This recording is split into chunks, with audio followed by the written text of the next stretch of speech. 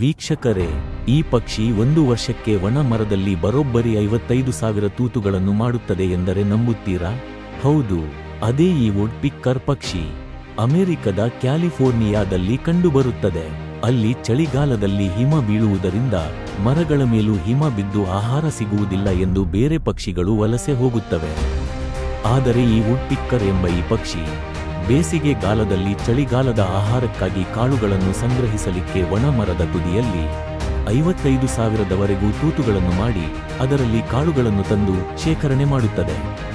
ನಂತರ ಬೇಸಿಗೆಗಾಲ ಮುಗಿದು ಚಳಿಗಾಲ ಶುರುವಾದಾಗ ಈ ಪಕ್ಷಿ ಶೇಖರಣೆ ಮಾಡಿಟ್ಟಂತಹ ಕಾಳುಗಳನ್ನು ಸೇವಿಸುತ್ತದೆ.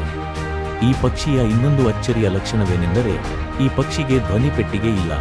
ಹಾಗಾಗಿ ಇದು ಕೂಗಲು ಸಾಧ್ಯವಿಲ್ಲ. ಆದರೂ ಇದು ಬೇರೆ ಪಕ್ಷಿಗಳ ಜೊತೆಗೆ ಮಾತನಾಡುತ್ತದೆ.